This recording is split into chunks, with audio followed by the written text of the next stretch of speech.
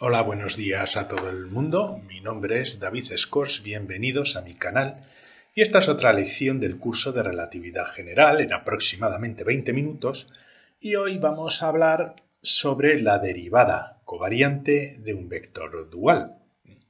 Si os interesan estos temas, si os interesa seguir estos cursos, os podéis suscribir a mi canal pinchando en el pequeño ratoncito que veréis aparecer aquí debajo a la derecha. Bueno, vamos a recordar antes de nada unos conceptos. Es importante haber visualizado las lecciones anteriores. Sobre todo la lección anterior, os voy a dejar un enlace al final de la presentación, y algunas lecciones sobre notación tensorial del curso de relatividad especial. También os voy a dejar al final de esta presentación un enlace para aquellos de vosotros que queráis ir a ese curso directamente. Y bueno, pues es importante haber visto la definición de los símbolos de Christoffel y de la derivada covariante, digamos, estándar, en las lecciones anteriores. Entonces es importante haber visualizado las lecciones anteriores. Y estas lecciones las podéis encontrar en el curso de relatividad general de Einstein, que lo tenéis disponible en mi canal. Pues este es un breve recordatorio y habíamos estudiado cómo los vectores se desplazan en un espacio con curvatura, en este caso generado por la gravitación, cambiando de orientación de un punto a otro. En este caso estamos representando el cambio de los vectores que forman las bases covariantes con las que construimos el espacio local en cada punto del espacio. Y como veis, pues por ejemplo, si estamos en España y nos trasladamos a Inglaterra, de repente estos vectores cambian de orientación. Y el cambio de orientación en relatividad general y en geometría diferencial se calcula con la derivada covariante y la definición de los símbolos de Christoffel que hemos visto en las lecciones anteriores. Entonces, si además de nuestras bases vectoriales tenemos aquí un vector y nos trasladamos desde este punto hasta este punto, también ese vector va cambiando de orientación, no debido a que el vector está cambiando por sí mismo, sino porque lo estamos desplazando en un espacio con curvatura y cambia de orientación porque cambian los componentes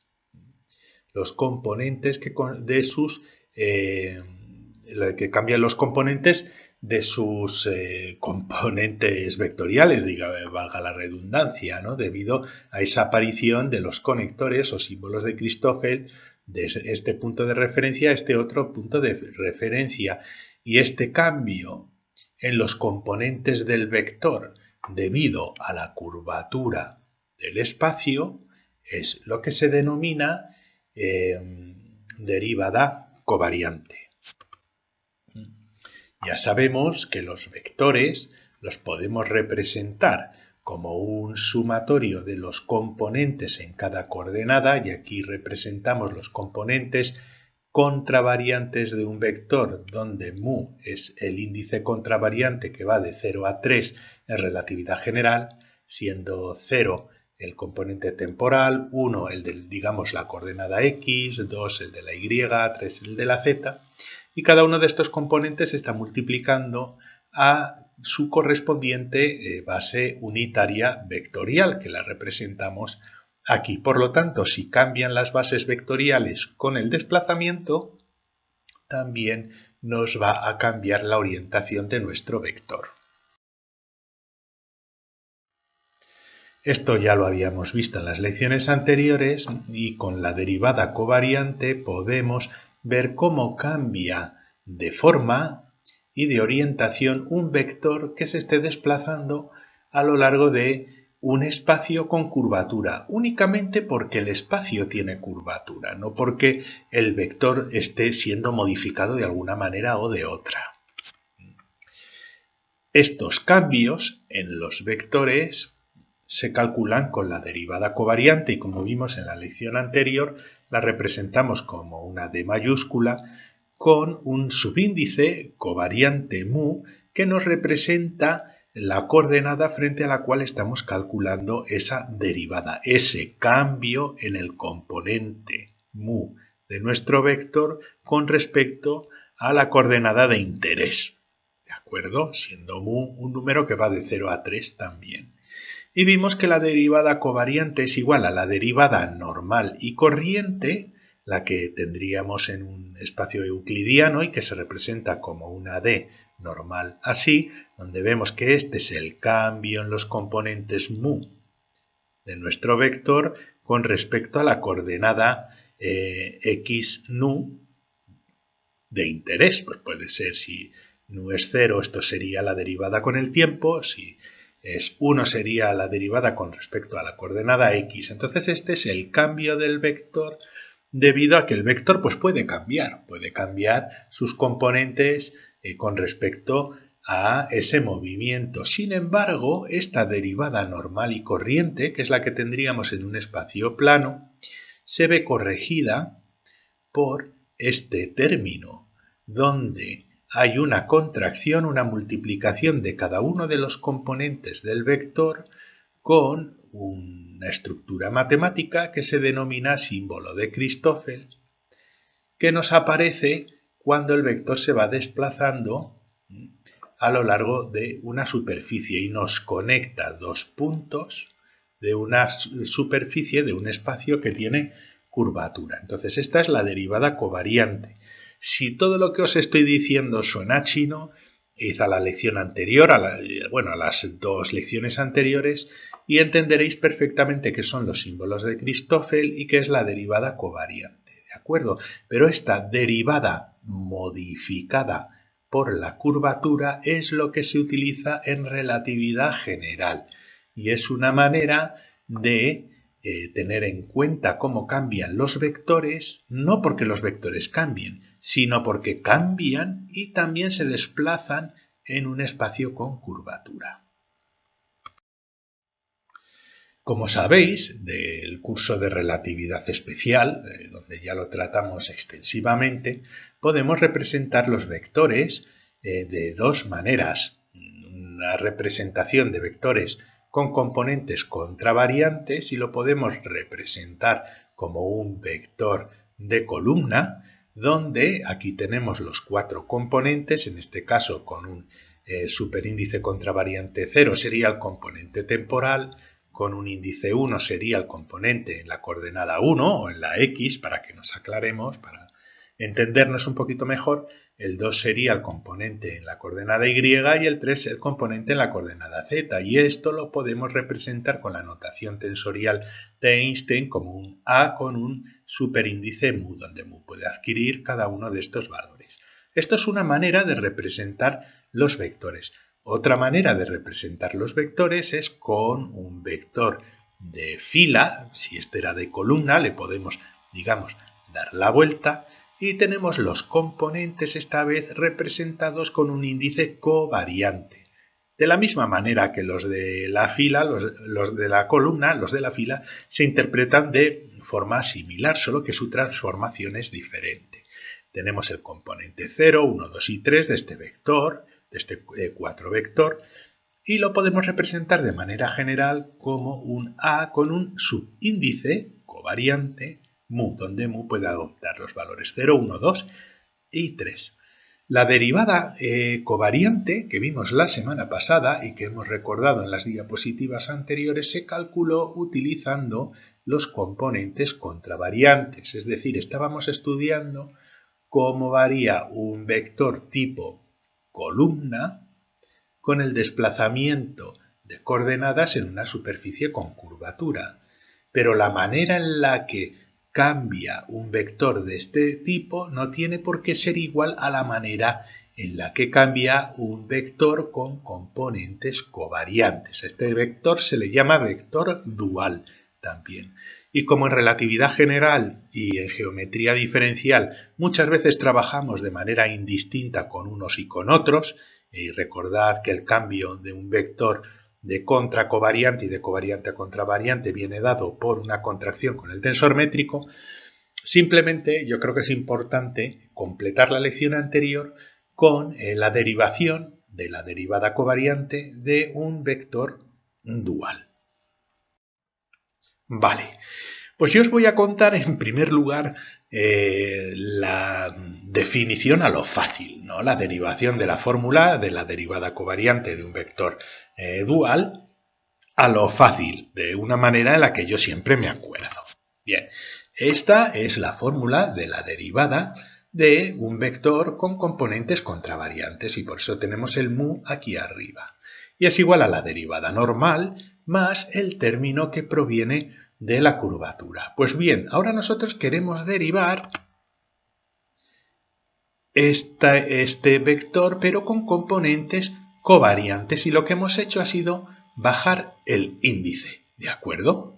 Hemos bajado el índice para indicar esta derivada. Bien, si bajamos el índice en estos componentes, es normal que pensemos que también tenemos que bajarlo de aquí y también este alfa ponerlo aquí debajo, ¿verdad? Pues bueno, en primer lugar bajamos el componente de la derivada normal, da igual, es una derivación normal de este componente con cada una de las coordenadas, el tiempo, x, y y z, y ahora tenemos que hacer algo parecido con nuestra parte de la curvatura. Bien, si bajamos este índice alfa en nuestro componente, fijaos que el componente del vector se contraía con uno de los índices covariantes de nuestro símbolo de Christoffel.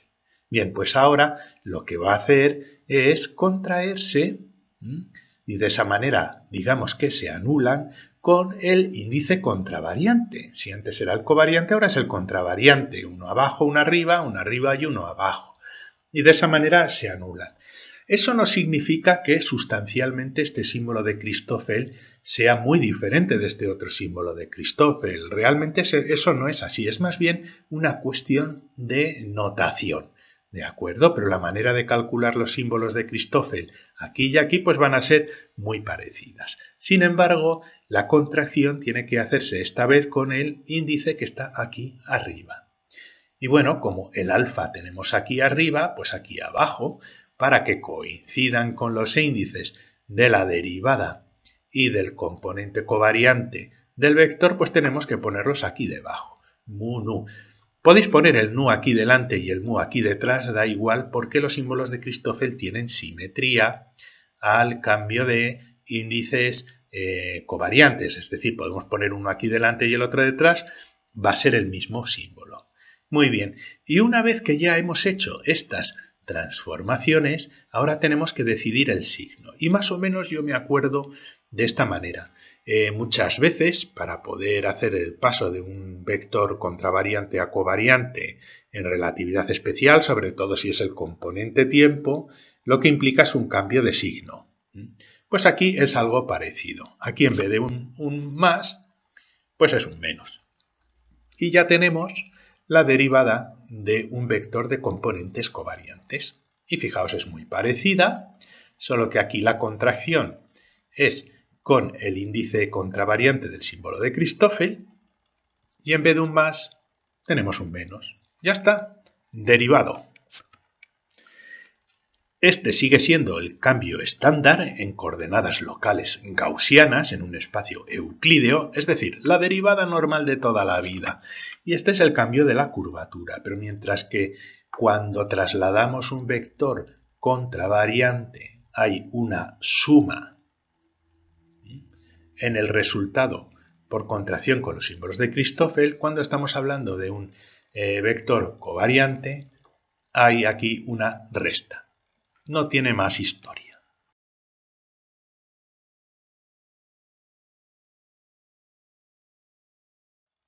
Sin embargo, a partir de aquí, si queréis podéis parar aquí, si no es necesario que atendáis al resto de la presentación, a no ser que seáis unos frikis de las matemáticas y que no estéis satisfechos con la explicación que os he dado anteriormente. Así que lo que vamos a hacer es derivar la fórmula de la derivación de los vectores covariantes pues de manera más formal. Y para ello vamos a partir de un hecho. Sabemos que la derivada de un número, un escalar, es 0. La derivada de cualquier tipo, ¿de acuerdo? Por lo tanto, nosotros podemos construir un escalar mediante un producto escalar de dos vectores, de un vector covariante, como este A sub mu, y un vector contravariante con este A, con este B, con el superíndice mu. Estos se anulan y lo que nos da como resultado es un número donde ya no tenemos índices, ni es un vector ni es un tensor. Es un número debido a un producto escalar de dos vectores.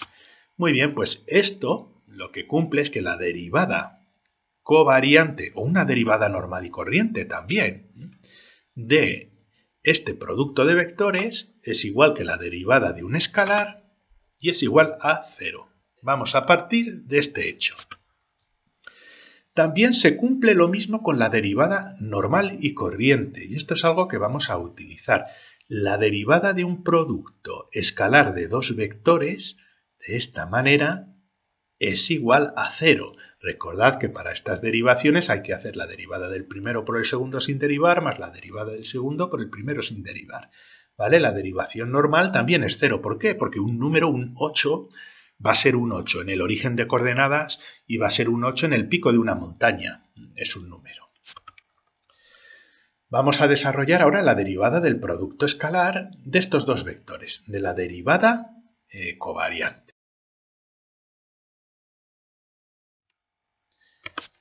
Muy bien, esta es la derivada que queremos desarrollar, que sabemos que va a dar 0. Y esto es igual a la derivada del primer vector, y lo representamos así, multiplicado el segundo vector sin derivar, más la derivada del segundo vector por el primer vector sin derivar. Este es el desarrollo de la derivación de un producto de vectores. Sabemos que el resultado va a ser igual a 0. Pues muy bien, lo que vamos a hacer es aplicar la regla de la derivación covariante introduciendo la derivada normal y corriente y también los símbolos de Christoffel. Y lo vamos a hacer de esta manera, fijaos. Aquí vamos a suponer, fijaos que esto es lo que nosotros no sabemos. No sabemos exactamente la forma que va a tener, pero podemos asumir que la derivada covariante de este vector covariante va a ser igual a la derivada normal, siguiendo un razonamiento parecido al que hemos hecho anteriormente, más, este es un más genérico, no sabemos si va a ser más o menos, el resultado, pues que hemos visto antes, el símbolo de Christoffel, que se contrae en alfa con el índice covariante y un mu y un nu aquí. Y tiene que ser necesariamente de esta manera, ¿no? Como ya hemos visto, para que sea una ecuación tensorial normal. Lo pongo en morado porque esto es lo que queremos averiguar. Queremos saber si este símbolo de Christoffel corresponde a la definición de derivada covariante y también si es un más o un menos. Por eso lo dejamos indicado en morado. Esto es lo que no sabemos si es cierto.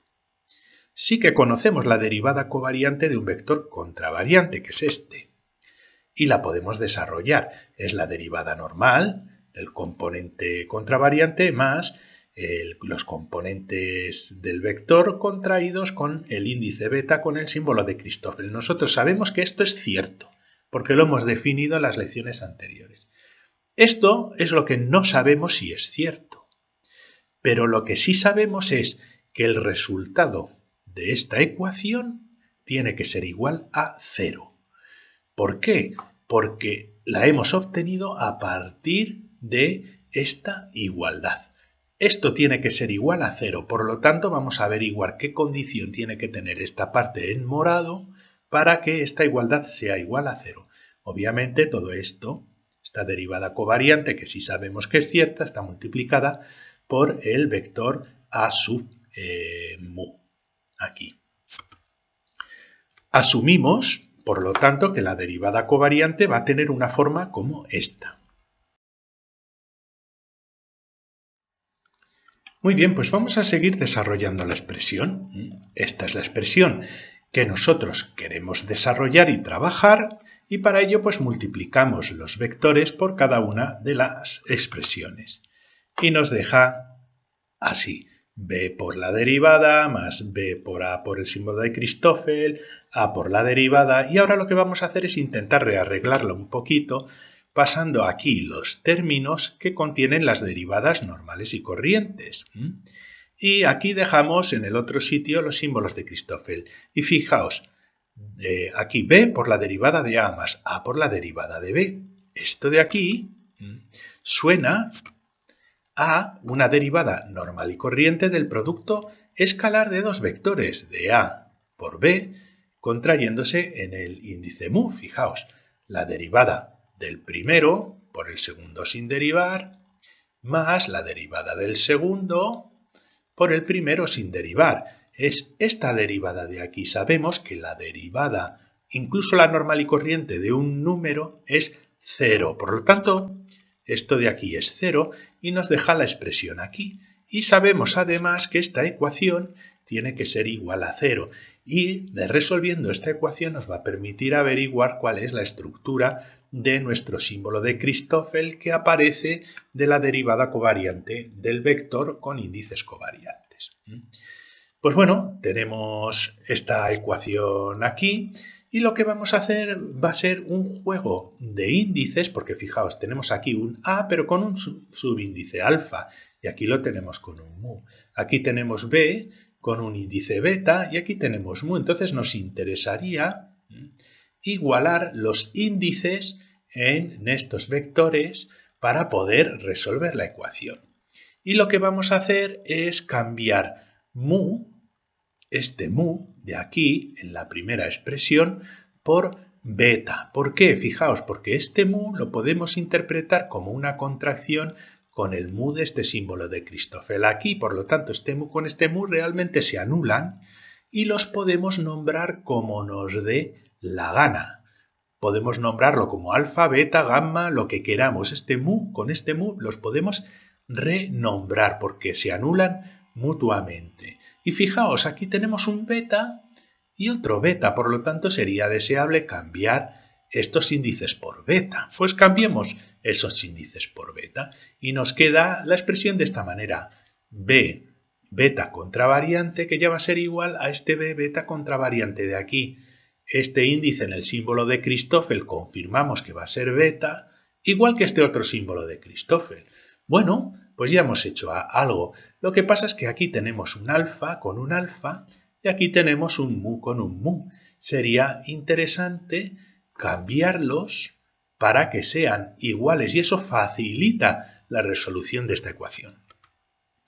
Pues ahora cambiamos este alfa por mu. ¿Por qué? Porque este alfa se contrae con este alfa y le podemos cambiar la letra por la que nos dé la gana. Podríamos cambiar el mu por alfa también aquí. ¿Por qué? Porque se anulan. Por lo tanto, estos índices que se anulan en el sumatorio, los podemos llamar como nos dé la gana. Y por lo tanto los vamos a cambiar y vamos a poner estos índices como mu.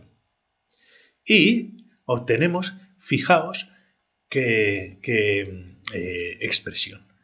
Un mu aquí, contraído con un mu, beta contraído con beta, mu contraído con mu, beta contraído con beta. Y aquí tenemos un índice nu. Fijaos, parece ser aparentemente el mismo símbolo de Christoffel. Pero si este es el mismo símbolo de Christoffel, este de aquí es el mismo vector que este, y este de aquí es el mismo vector que este, esto jamás será 0.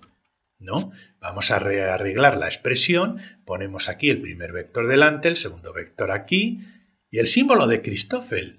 Entonces, ¿cómo podemos concluir cuál es la única posibilidad de que esta suma sea 0? La única manera de que se cumpla la igualdad es si el símbolo moradito del símbolo de Christoffel era negativo en la definición original en la que habíamos desarrollado esa derivada covariante del vector covariante.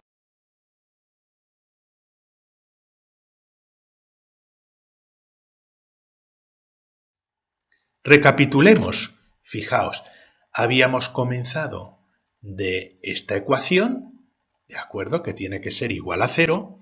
Habíamos asumido esta forma para la derivada covariante del vector covariante, pero hemos visto que si asumimos esta forma, la única manera de que se cumpla esta igualdad, de que sea cero, es si esto de aquí es un negativo, es un menos. ¿Vale? Tenemos que cambiar este positivo por un negativo. Por lo tanto, la derivada covariante de un vector con índices covariantes, de un vector dual, es la derivada normal y corriente menos el vector, los componentes del vector covariante, contrayéndose con un símbolo de Christoffel con el índice contravariante y con mu y nu, que son los índices de la derivación, covariantes. Por lo tanto, hemos desarrollado la definición que en 5 segundos os había derivado originalmente, ¿no? Esta es la definición de la derivada covariante de un vector dual, con el signo negativo, la contracción entre estos dos índices. Conclusiones. Pues bueno, hemos definido ya las derivadas covariantes, tanto para vectores contravariantes como para vectores covariantes, para vectores normales como vectores duales. Podemos generalizar ahora cualquier desplazamiento de vectores, ya sean contravariantes, ya sean covariantes e incluso tensores, hechos a partir de esos vectores en cualquier tipo de espacio. Pero para ello, para poder generalizarlo y para poder calcularlo, necesitamos calcular los símbolos de Christoffel, algo que todavía pues, no hemos desarrollado y que lo haremos en la siguiente lección. Pues muchas gracias por vuestra atención. Os dejo aquí un enlace a la lección anterior de la definición de la derivada covariante de un vector con índices contravariantes, de un vector normal y corriente. Y también os dejo aquí el enlace al curso de relatividad general y os recuerdo que si os gustan estos temas os podéis suscribir a mi canal pinchando en el ratoncito que veréis aquí. Hasta la siguiente lección. Si os suscribís, además recibiréis notificaciones cada vez que suba lecciones adicionales.